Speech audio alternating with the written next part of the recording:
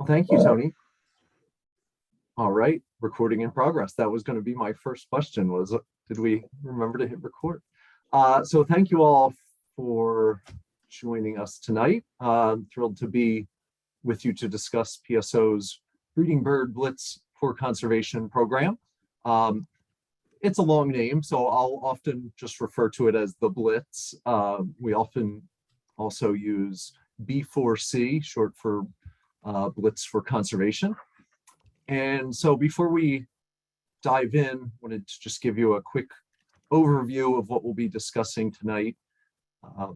Certainly as questions come up along the way, you can feel free to add them to the chat, and some of my colleagues should be able to answer many of them. Vern Gauthier, who's another of our co-founders of this venture, is on with us today and will likely be able to address most of the rules-based types of questions. And then we'll have a time for questions after the presentation.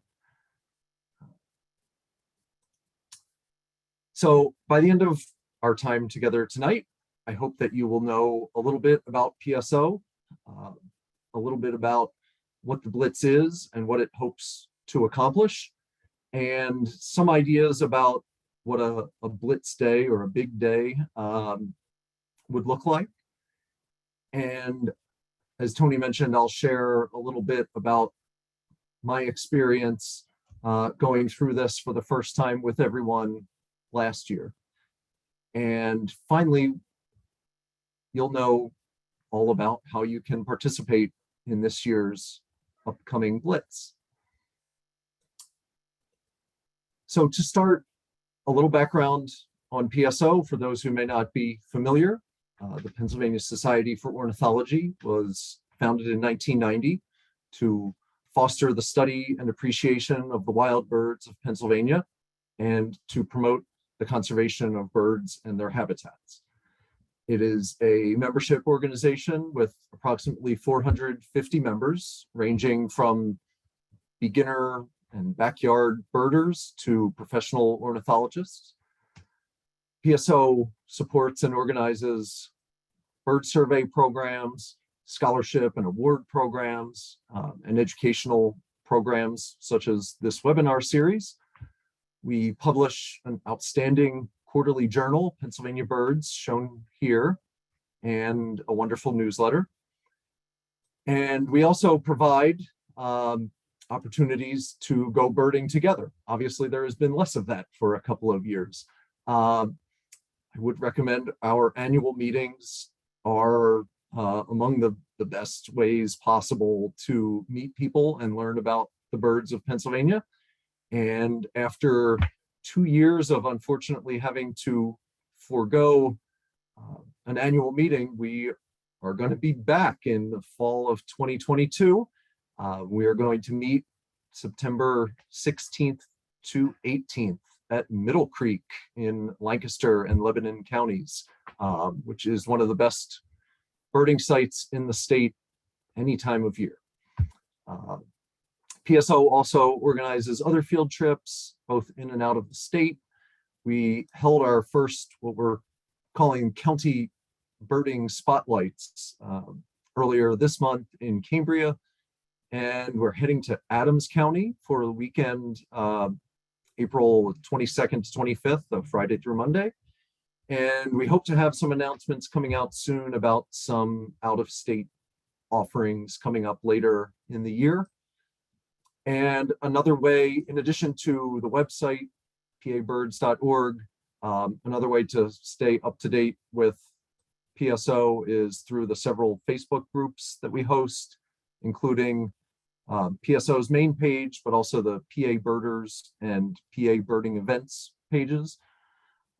So I certainly encourage you to become a member if you are not already, and all of the membership information is available through the pabirds.org website, and hope to see many of you at the upcoming annual meeting and field trips. So what is the Blitz? It's a program with 3 goals in mind. First, it raises funds that are directly used to conserve high priority bird species in Pennsylvania. Specifically, we follow the state's species of greatest conservation need list, which includes both some very rare species and some rather common species for which Pennsylvania has a high responsibility, meaning that a large portion of their population is found in Pennsylvania. Last year, we were able to partner with 3 excellent organizations to support some of their bird conservation work: the Western Pennsylvania Conservancy, Manatee Conservancy, and Hawk Mountain Sanctuary. We've selected 3 new organizations for funding this year, and I'll mention them shortly. The second goal is, while Pennsylvania has some spectacular data on breeding birds from our second breeding bird atlas, the routine kind of community science gathered data really seems to wane during that nesting season. And this presents hurdles in a lot of ways to researchers and folks working on conservation in the state. The complete checklists in eBird illustrate this point pretty clearly. So the second week of May has more than 62,000 complete checklists in Pennsylvania. And by the third week of June, that figure has dropped down below 30,000. We are all birders and certainly understand the excitement of spring migration as just as much as anybody. But we think birders are missing a little bit of the excitement by tuning out quite so quickly after migration season mostly passes and we get into nesting season. As an aside, I did want to point out on this chart that the highest week of all is the third week of February, which corresponds with the Great Backyard Bird Count held each year. And so I think that proves at least a little bit of the concept that a concerted effort to encourage people to go birding during a specific time period can be quite effective.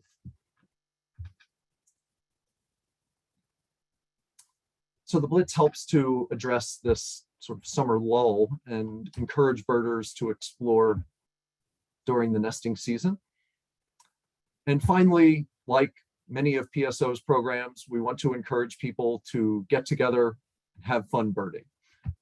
You can take your Blitz effort as seriously or not seriously as you wish, but we hope that you leave plenty of time in your day to just enjoy the great bird life of our state and connect with other birders. And importantly, to mark your calendars, the Blitz is going to be held June 17th to 20th of this year. So wanted to quickly just go over the steps to participating, and we'll dig into each of these a little further as we move on.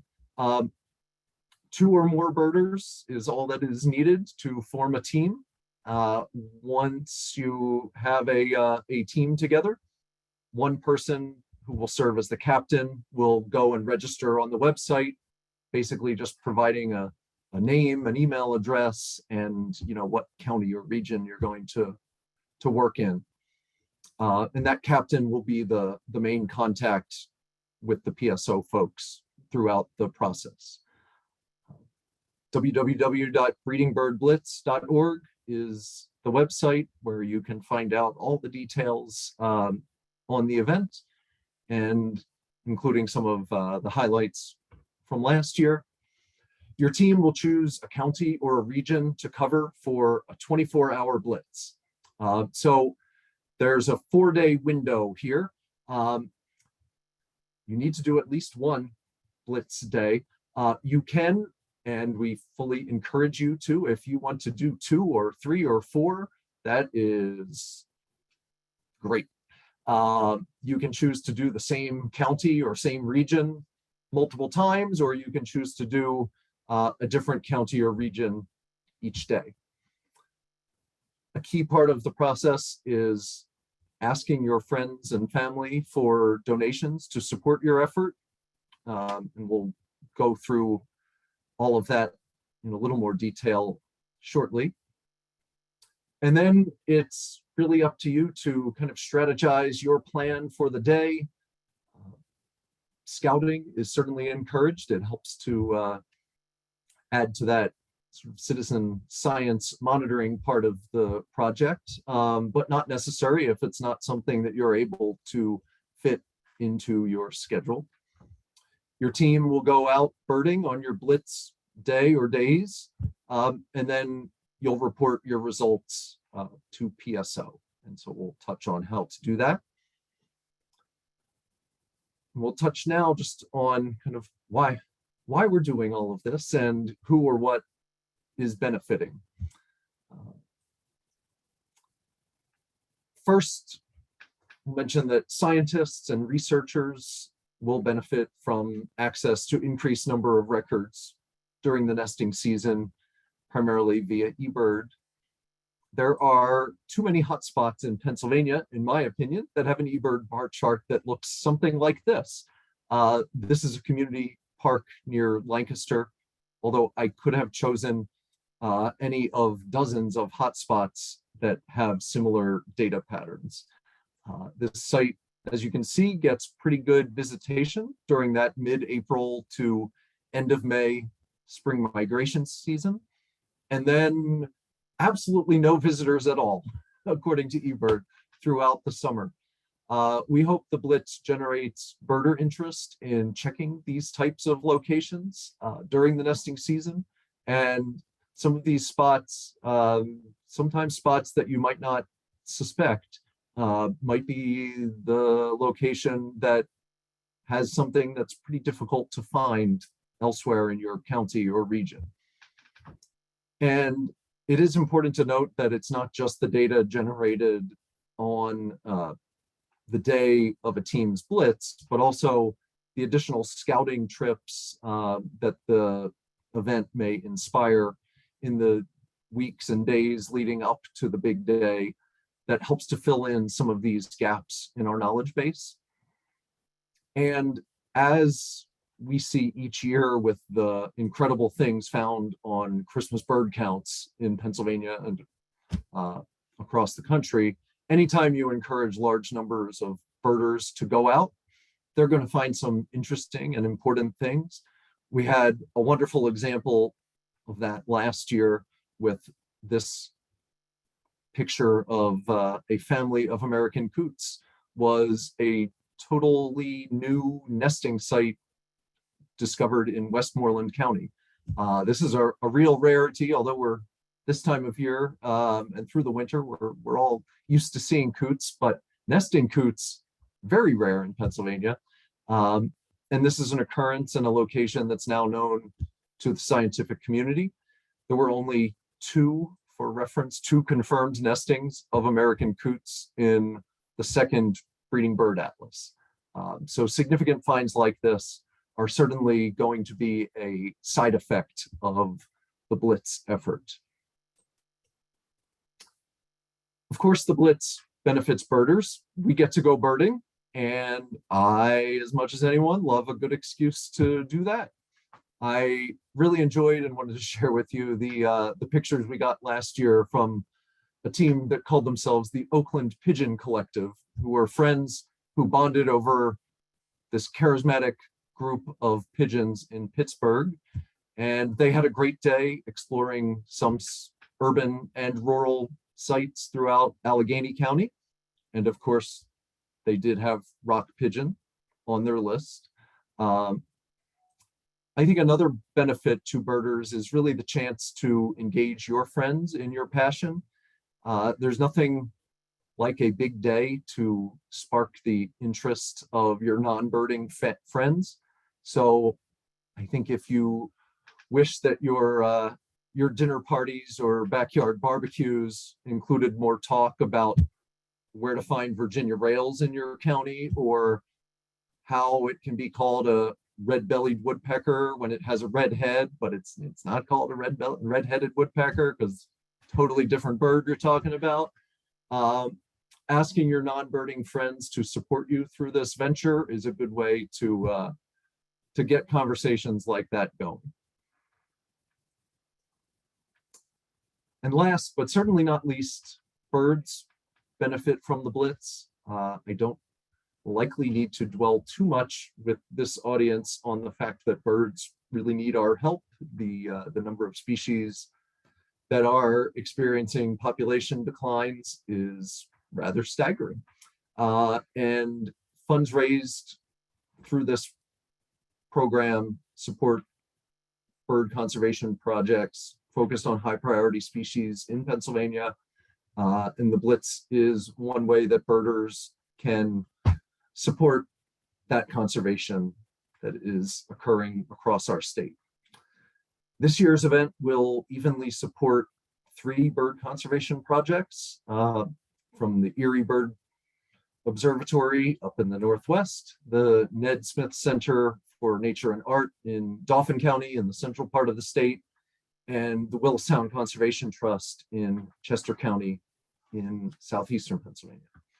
So each has designed a great project that focuses on conservation of species listed as species of greatest conservation need, including for the Ned Smith Center and Willistown Conservation Trust on the ground habitat restorations, and Erie Bird Observatory doing some focused monitoring programs that are tied in rather closely with conservation outcomes. And I'm excited that we have the opportunity to help the great work that these groups are doing, and think it's important that we do a great job of fundraising as part of the program. So I know I said the dirty word fundraising, and you may not feel comfortable asking people for money, and I know it's not my favorite thing either, but I hope to make this a little less painful for you and hopefully lead to some great successes.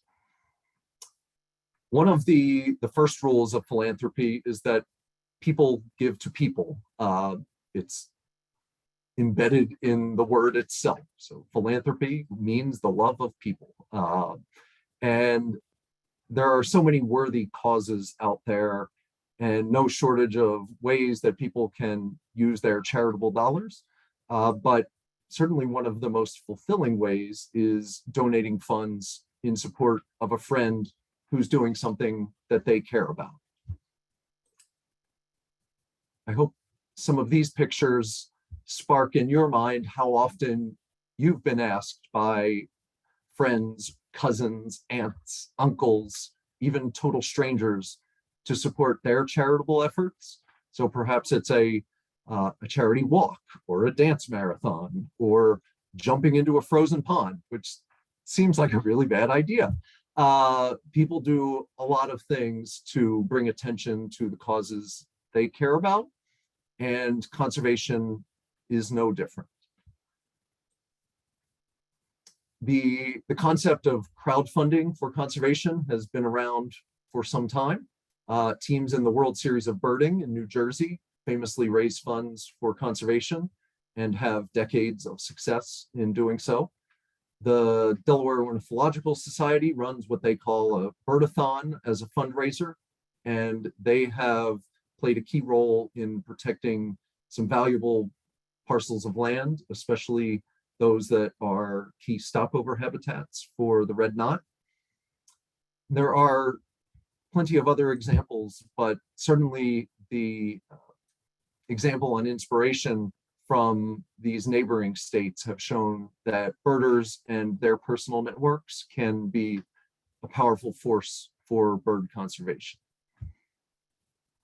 So I wanted to show you a little bit about what this looks like in terms of making and collecting donations for the Blitz. Most of the fundraising happens online.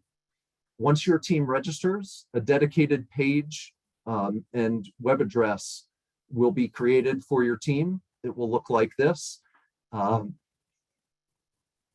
You also have the option of changing your icon to a picture or logo that you like. So if you direct people to this site, they can pay through the PayPal button. They do not need a PayPal account to make a donation, so any major credit card will work. The site also gives on the right side directions for making a donation by check for those who may prefer to donate that way. And certainly worth noting that all donations are tax deductible. For the second straight year, PSO is covering the cost of running the Blitz, namely the website and any fees associated with collecting online donations. So this allows us and you to tell donors that every penny of their donation will go to the conservation projects.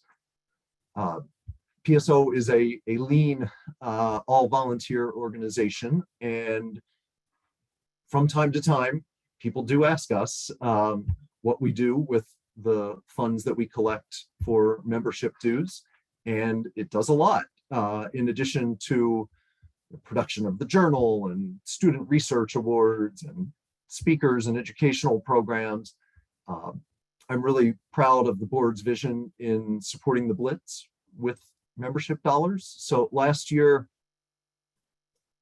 supporting the Blitz was essentially the equivalent of taking $1 from every membership dues and turning it into $22 for conservation projects. So that strikes me as being a pretty good and efficient use of those membership dues, and can give us all confidence that those dues are going a long way. So I wanted to chat just a little bit about reaching potential donors. And my number one recommendation would be to start with a single email. So a simple email to your friends and family is probably the easiest and most effective way to ask for funds. My teammate, Barry Blust, used something similar to this message and allowed me to share it with other teams. And it's simple but effective. In your message, you should make sure to include what you're doing, why you're doing it, and include directions on how to contribute. You may want to include an anecdote about why bird conservation is important to you, or some of the goals that your team may have set for the Blitz. This year, as I mentioned, each team will have a direct link that you can use. Last year, we had to have folks select a team name from a drop-down menu, which just added a little bit of complexity. So this will be much simpler, that you'll have a direct link that you can include in your message, and I would include that in each and every message that you send. One note, I would recommend sending the email to yourself and blind copying your friends and family members. This will prevent people from replying all and leaving people frustrated by a potentially unending line of emails. And it also keeps folks' addresses private from what may be, and hopefully is for you, a lengthy list of contacts. I would mention specifically here that there's no need to just invite your birding friends to this. Just like you may be asked by a friend to support their charity run or walk. It's a good policy to invite the people who care about you, invite the people who would want to support you, and engage them in that work. So I did want to note that some people might choose to give you a pledge if you kind of give them that option in your email. it can provide a little bit of extra motivation along the way. Just make sure to make note of these pledges and send a message to those people the day after the Blitz to let them know how many species you found, and if they gave you a pledge per species, calculate it for them, and let them know again where to make their donation and how much their pledge would amount to.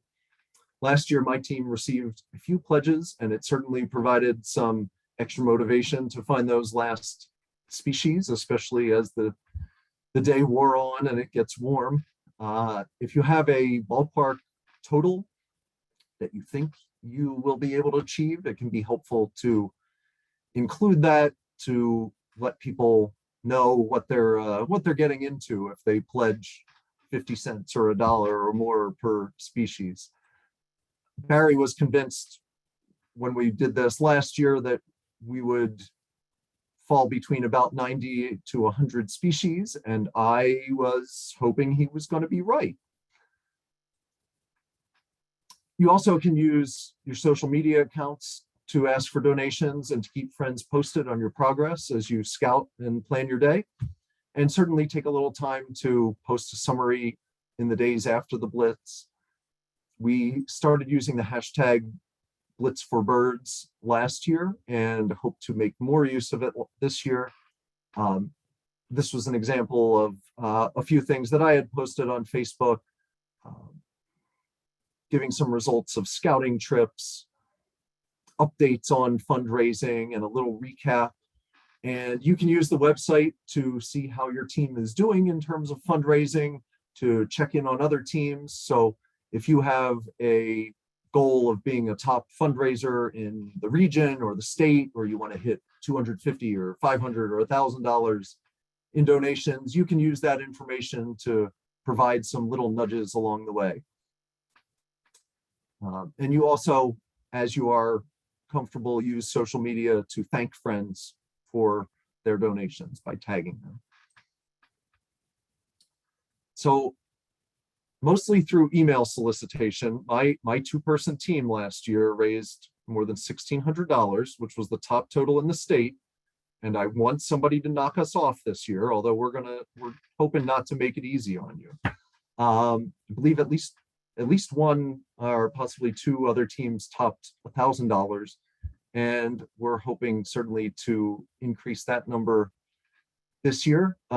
We've set the overall goal at trying to raise $15,000 this year, and certainly in the spirit of friendly competition, my team will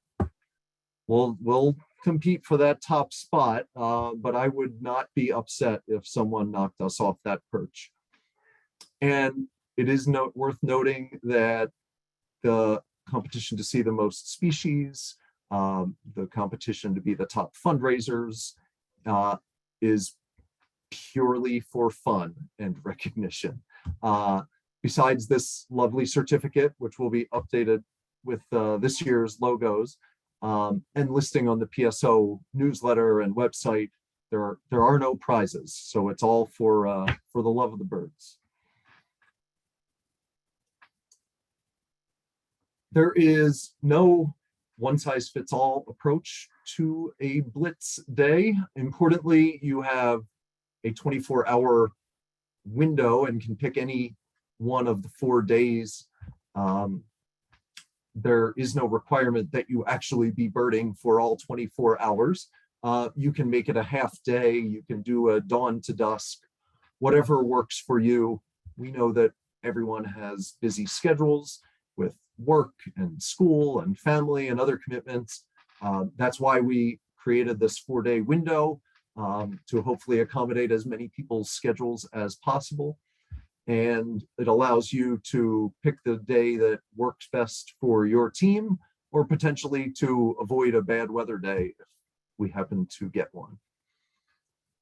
Your Blitz team can include youth participants. The team named the Blue Mountain Avian Seekers, which is shown here on the left, had 2 youth members and 2 adults, and they observed 90 species in Franklin County, which is a great day for birders of any age. And we also have a category for a low carbon blitz day using no motorized transportation. So the scarlet tanagers here on the right tallied 43 species on their top day in Berks County by foot and bike. And they won the unofficial Team Spirit Award for their awesome shirts. This also is a pretty economical way to go about things, especially if gas prices remain high through the summer. Going on foot and bike is not a bad plan. So the blitz can look different for each team and be tailored to your schedule, your interests, your physical abilities. I'm going to now share a little bit about my team's blitz adventure last year. So in 2021, I was part of a 2-person team along with Barry Blust. Here we are in action on Blitz Day. We're going to have to get better pictures this year of us in action. We decided to cover Barry's home county of Chester. I live next door in Delaware County, but have done a lot of birding in Chester County. And we picked a really long name that paid tribute to the 4 Bs in our initials and to the Brandywine watershed, which covers most of Chester County. We decided to do a rather conventional big day, meaning that we traveled between sites by car and also put in quite a few miles on foot. We tried to cover as many habitats and parts of the county as possible, and neither of us felt compelled to pull off a midnight to midnight adventure, and we settled on a pre-dawn to dark strategy. It was a long enough day as it was.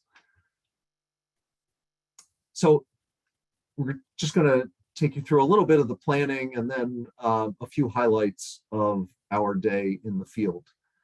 So we started our planning with a spreadsheet listing all the species ever recorded in Chester County in June, according to eBird.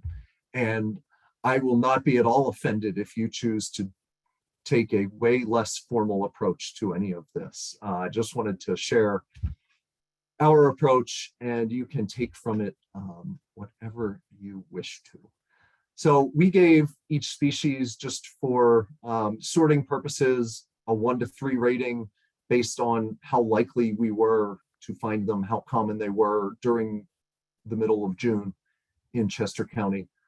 So a 1 for the most common species and 3 for those that were purely accidental. We started just brainstorming where we might look for those species. This could be specific locations or something generic. We then spent, in the month or so leading up to the Blitz, as much time as we could checking out different sites, refining our list of what was there, certainly after the spring migrants had arrived and started to establish nesting territories. So scouting for a big day is a bit different than regular birding. Certainly you want to take note of everything you find, but you also want to pay attention to accessibility and what can you find from close to a parking lot or an access point, and which birds might require a little more of a hike. I find it helpful to get familiar with all the park maps and have them with me just in case on the day of the Blitz. You certainly want to get familiar with them to avoid getting lost and not spending your time orienteering on your Blitz day. Other than that, I tend to use a field notebook and add things into eBird afterwards. If it is possible with your schedule, it is helpful to visit sites at different times of day. That hooded warbler that you scouted and was singing nicely at 8 a.m. might be pretty quiet if you visit at 1 p.m. on a hot day during your Blitz. So you also want to think about sites that might be productive during that mid-afternoon lull. If you have sites where you might be scanning for waterfowl or shorebirds, you might want to try to visit at different times of day to see where the sun is. You don't want to arrive on your blitz day and find out that you need to drive all the way to the other side of the lake to get the sun at your back to make out any kind of details on birds. And whenever possible, it is good to build in some redundancies to your itinerary so that if a bird does not show up at a certain spot, you have another shot at it. Sometimes that's not possible, but one way of doing that is when you're doing your scouting is to note everything that you find, and also to utilize eBird and all of the data submitted by other users to help inform your plan. So whether you're doing your blitz by car, bike, foot, you'll likely want to check some maps to make sure you're being most efficient. We set up a Google map that we now, moving forward to this year, can work with as a base and add to and alter. So we started by showing all of our possible spots and adding them in the weeks leading up to the blitz. So to start, these were all blue pins. We changed spots to orange when we decided that they absolutely had to be part of the route. And we left some as yellow that were kind of under consideration or could be a contingency stop during the day if something didn't show at the first spot. So once we settled on the stops to include, we discussed the timing. Most importantly, we had to figure out where to start and where to stop. And once we had those locations, we were ready to plot out the rest of this course. So we decided to start in kind of north central Chester County at the Great Marsh and mostly zigzag our way south through the day, finishing at the Goat Hill Barrens, which is just a stone's throw from the Maryland border.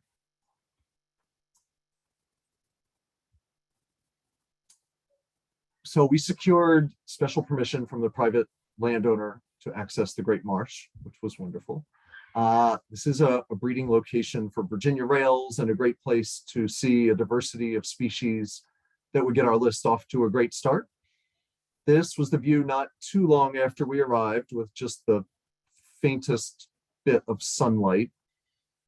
Unfortunately, we could not find any Virginia rails on this day, but we were slowly adding to our list as the sun rose, and we finally set out for a hike to sample more of the property's habitats as we had some sunlight. With the light of day, the Great Marsh, just a beautiful sight.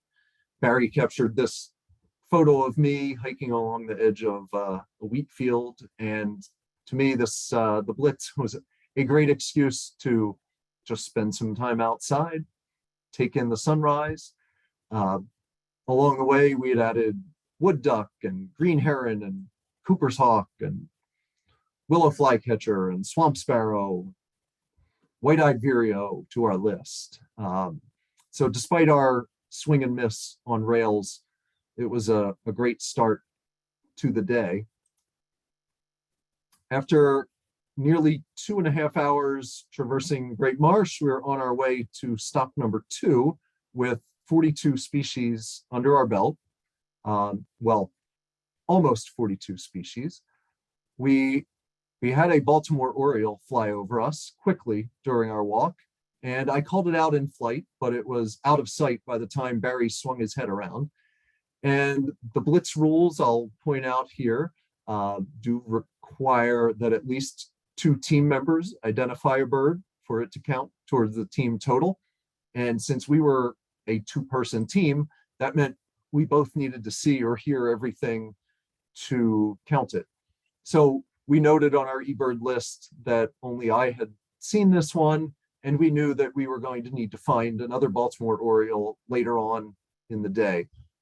It is okay if people identify different individual birds. For example, if later in the day, Barry had seen a Baltimore Oriole that I did not see, that would be fine, so long as we have both identified the species.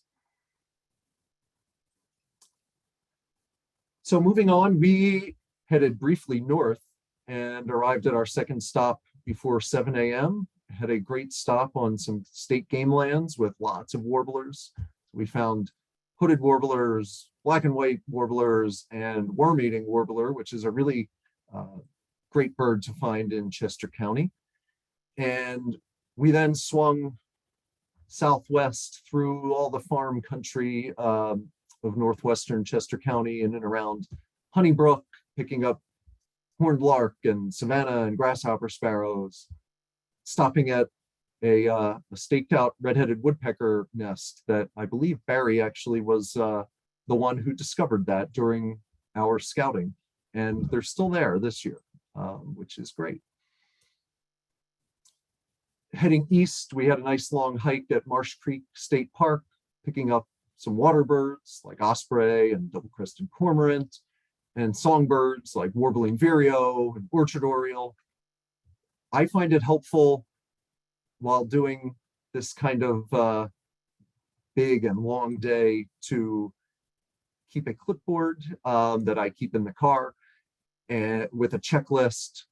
I highlight all the expected species or somewhat expected species, which allows, as the day wears on, to make it really clear what you are still needing to find. And I kept a full list for each spot in my pocket notebook so that we could add things to eBird later, and then would just update the checklist every time we got back to the car.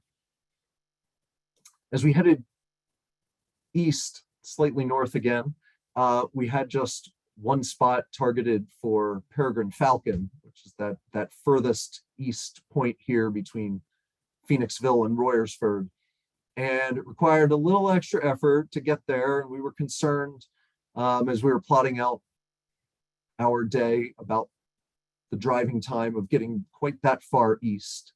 But as this photo shows, it was well worth it. So we saw an adult come back to the nest with a meal for its young. It was really just an awesome moment to witness. And we could have spent much longer watching the falcons, but we had a lot of stops to get to. So we were not able to linger for too long. So this is part of that checklist. A quick stop turned out to be very important, not just for the peregrine falcon, but we also had a hummingbird buzz past us while we were watching the falcon, which turned out to be our only one of the day. And so I think part of the fun of these kinds of efforts is that there's always something unexpected or something showing up in a spot that you weren't anticipating. And it often ends up being fortuitous and at least balancing out those birds that you thought were going to show up that didn't quite show when you needed them to. We followed that with another short stop. There was an American widgeon that hadn't gotten the memo to migrate north and spent most of the summer at Exton Park. And while clearly not a breeding bird, still interesting to note, and certainly within bounds and within the rules of the Blitz to find birds that are lingering into the nesting season. Later, we would stop for a lingering snow goose, which was the one that was in the Facebook post that I showed earlier. But that bird disappeared seemingly right before the count day. As we moved on, we had a successful search for yellow-throated warbler that made us chase it all over Kerr Park in Downingtown before giving us a good view. And as it got toward mid-afternoon, there really was one thing that was still bothering us, which was that we still had not found another Baltimore Oriole. And we knew that if we didn't find another one, we weren't going to be able to count it. So we were very thankful to find this mother Oriole bringing food to a fledgling at our next stop. We first heard the young bird begging, And with it being pretty hard to tell many fledglings apart, we both suspected it was an Oriole and hung back and waited for the parent to show and Barry these great photos. Wonderful, this interaction and documenting the breeding behavior, even for a very common species. We also, at the same spot, had the prairie warbler that was the main reason for that stop being on the itinerary. So we were very happy campers. The rest of our afternoon went about as expected. We had some stops that yielded some target birds like bobolink and eastern meadowlark and mute swan. We picked up bald eagle, which we'd hoped to see earlier in the day. Didn't see for a while, and then saw 2 separate birds at consecutive stops. We arrived at our dusk spot with plenty of daylight left and 92 birds on the list. So we had hit Barry's 90 to 100 range, which made us both very happy. There were still plenty of possibilities to add to the list. We were at the Goat Hill Barrens, so it's part of a globally rare ecosystem that's found in patches along the Pennsylvania-Maryland border, home to a lot of shrub, scrub loving species. The bird shown here is one of the 4 yellow-breasted chats we saw there. We had actually just added it at a stop right before this. And we added blue grosbeak, which was new for the day and gave us number 93.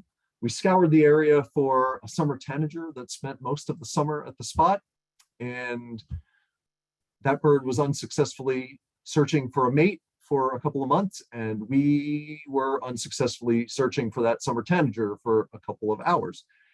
And in addition to that, Goat Hill Barrens, it's the only known spot, at least known to me, in Chester County for eastern whippoorwill.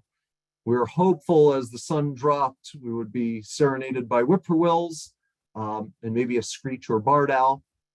We waited and waited and waited, and for some reason that was the night that the whippoorwills decided to be quiet. We did manage a barred owl. Oh, my numbers were off here. Barred owl was number 93. We had arrived with 91, and blue grosbeak was number 92. So barred owl was a welcome addition to the list. It also saved us a contingency stop that we had in mind on the way back to Barry's house, should we have missed that. So we called it a day at 10 p.m. With 93 species, which certainly was exceeding my expectations and has us wondering if a few improvements to the route and some luck along the way might just allow us to get to 100 in Chester County. So on the cleanup side here, the day after the Blitz, there are a few options for reporting the results. The website has a downloadable, printable checklist, and you can certainly print that out, mark it up, send it back, hopefully by email, if you can scan it. If you're using eBird, and we certainly hope that you will, you have a couple of options. You can pull up a day list by changing the parameters on any list in eBird. So on that top bar, change it to your county, or if you're doing a regional count covering multiple counties, you can change it to the state and the date.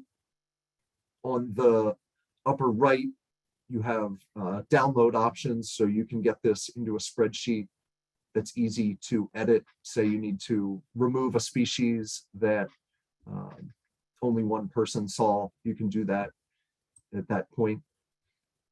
You also can now set up a trip report through eBird that gathers all the lists from your party for the day.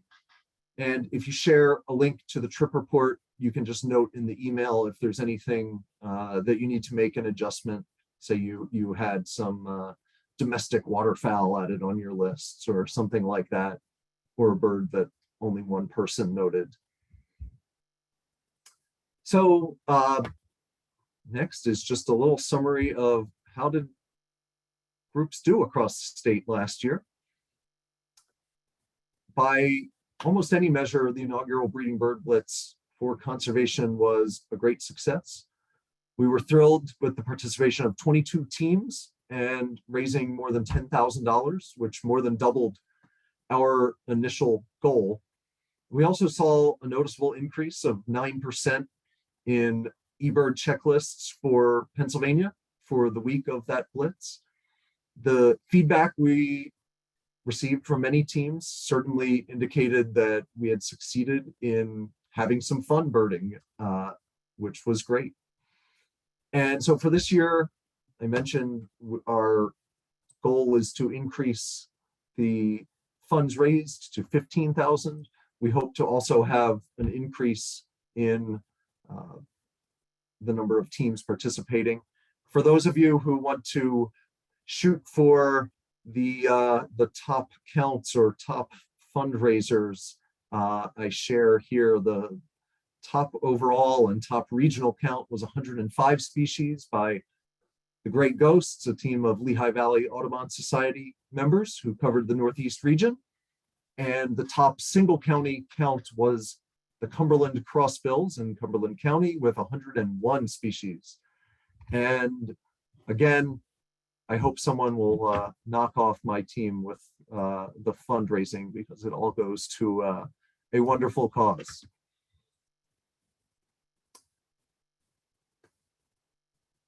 So participating this year, I'll note again, the breedingbirdblitz.org is the spot for registration, as well as the full rundown on the rules. Also, I'd encourage you, if you are interested in joining a team or you're interested in adding team members in your area, you can feel free to use PSO's Facebook pages as a way of reaching out to folks to find out if teams are being formed in your area, things like that. So the PA Birders or PSO Facebook page would certainly be a good place to look for folks. And it only takes 2 members to form a team, but you can add many above that, which can make your bird finding and also your fundraising more successful.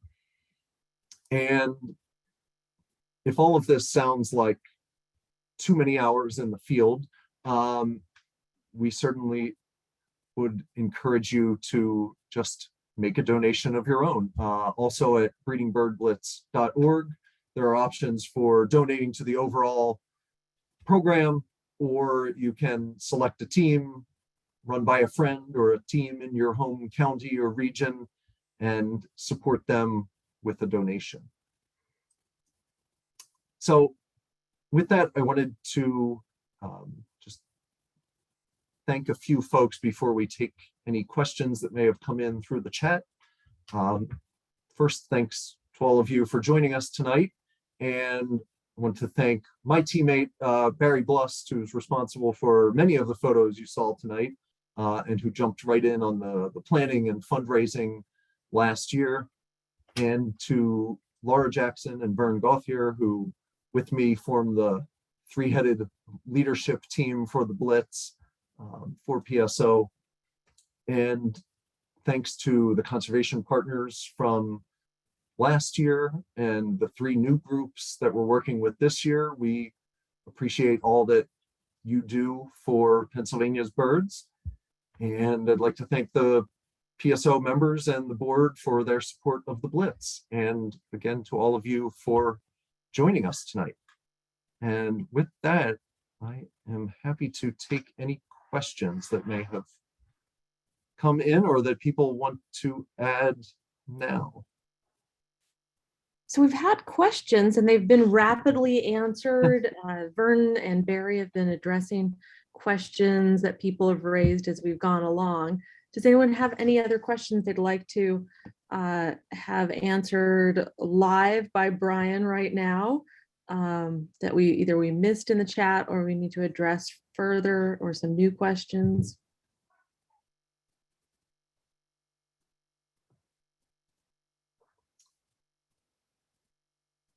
Vern is the rules master, so he probably cleaned up everything. Here's one question about how much scouting time did you spend? And so Barry started to answer that, but might go into that more thoroughly. So maybe what would your answer be to how much scouting time did you do before your breeding blitz? Right. So I work full time and have 3 kids, so that answers part of it. I did as much as possible. It was often in chunks of a couple of hours that I could squeeze in. So it probably did not amount to all that many hours overall. But Barry and I certainly kind of divided the labor and corresponded about which spots we were going to. Barry lives in northern Chester County, so he was mostly checking in on those spots. And I had, over the course of a month or month and a half, probably got to have 4 or 5 forays into southern Chester County to check out some different spots. So it was enough to help us make some informed decisions. There certainly were spots that I wanted to get to, and there were ones that we ended up just depending on, well, we've been there in previous years and this bird has been there. Sure. So that gives you an idea. Well, and as Vern pointed out, you don't have to do any scouting. Chad says they didn't scout at all, and I think, you know, it's, as Vern points out in the chat, we value your participation in whatever way it works best. So yeah, if you don't have time to go scouting, just go out there and bird, and that's really the most important thing, especially if you're maybe you're already familiar with your area or just want to go out and have fun. Absolutely. So I think I have another question here. Any stress on one aspect or other? Maximize number of species or breeding behavior or locations covered? Is there something that's more important? So we do essentially leave that up to the teams. In terms of the sort of contest side of the Blitz, which, as I think I mentioned multiple times, is all for fun and friendly competition. Those are based on the number of species and the number of dollars raised by the teams. But there are those options. Certainly we encourage the use of those breeding codes in eBird checklists. And I'll mention now, just so that people start thinking about it, it's been a while since our last Breeding Bird Atlas. And so you're only a couple years away from that kicking off again. And so it's good to get back into the habit of thinking of those breeding behaviors and the codes associated with them. It is, entirely up to, the teams if they want to set their own goals for, the number of species they can confirm as breeding or things like that. We are all in favor, whatever works with both kind of your schedules, but also your interests. So if you want to spend all day doing, a green big day with doing it all on foot and bike, that might be a good opportunity to really concentrate on one park and try to see as many breeding behaviors as you can. That's a great idea, right? Yeah, focus on what you're interested in, because all of those things are going to still contribute to the science. And Barry recommended, and Vern pointed out in the chat, to read the rules. And there, I looked at the rules, and so they're on the website. Here's the address, breedingbirdblitz.org. They're very clear and specific, very nicely laid out to read through. So I think it's very helpful to look at, if, you know, even after this webinar, if people have questions, to kind of see, okay, this is what we can do. So that I thought they were very helpful. Yeah. And one thing I did yeah. want to note, and certainly, yes, reading through the rules, a great start. And I didn't want to bog things down by reading off each one of them on the webinar tonight, but one question that kind of came up a few times as we were planning things for the first time last year was the use of playback. And so the rules do not allow, because we are hoping not to stress birds during this nesting period. So it certainly will, you know, can potentially pull your species count down a little bit, but all for the benefit of the birds. We do not allow people to play calls to elicit a response from the birds. If you do a really good prothonotary warbler impression and you want to do it on your own, you can try that, but no Yep. tape recording. Yes. All right. I'm not seeing any new questions coming in the chat. So I thought we'd go on. We did have one more question that actually has to do with the annual meeting. And can we give any more information on the annual meeting? So I thought we could talk a little bit about that for a second, if that's okay. Yeah, absolutely. And you may know more than I do. Well, we're still organizing. We've got the dates are September 16th through 18th, and our headquarters are going to be at Middle Creek Wildlife Management Area. So that's where we will have speakers. But what we're going to be able to do is the speakers are going to be virtual. I think most of our, well, some, we're still working on that, all the details. Some of the speakers will be virtual, so you could register and see them like you're seeing us now on Zoom, or you can come and watch with your birding friends at Middle Creek. So there'll be, you know, ways for people to participate, even if they don't feel like coming and sitting together, you know, in a tight space like we have in the past. There's a lot of exciting field trips all around Lancaster County area. And can we announce the main speaker?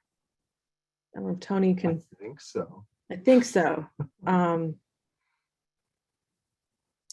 think if people have stayed on for Yeah, now, they deserve to know.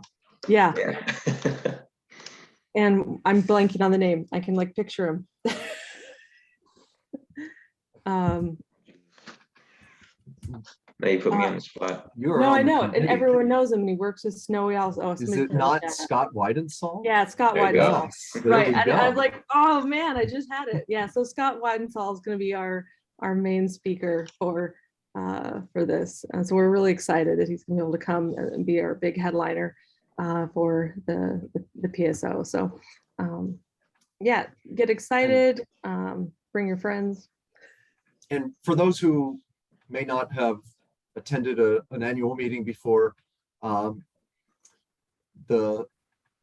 basic timeline, we're actually going to do something a little different on Friday. So we're going to have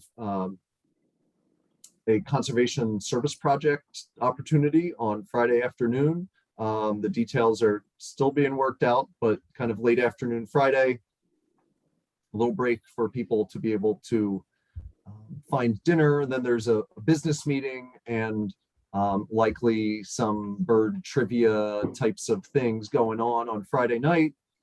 Saturday morning, field trips going all over the region. And then it'll be Saturday afternoon speakers. I think it is going to be hybrid, kind of some people and some speakers in person, some online at the Middle Creek Visitor Center. And then, and also presenting some of PSO's annual awards for conservation and contributions to ornithology. And then more field trips on Sunday morning. And then everyone disperses and goes home. Yeah, nice. But it's a great Low fun. key, but great fun. Good time to go see some birds with your birding friends. So, wow. Well, thank you so much, Brian. This has been really informative. I'm now getting excited to participate. And I was worried that I wouldn't be able to participate because I wasn't available all 4 days. And now I know, oh, I'm available for at least one day. I can participate in the Breeding Bird Blitz. So excellent. Yeah, well, thank you all for joining tonight, and certainly as questions come up, there are ways through the website to send a query to us, and we will get back to you. But certainly hope to see a lot of teams and a lot of funds raised for bird conservation this year. So thank you very much for joining us tonight. Glad to be here. And thank you, Brian. That was excellent. Thanks, Tony. Good job. We'll have I'm excited.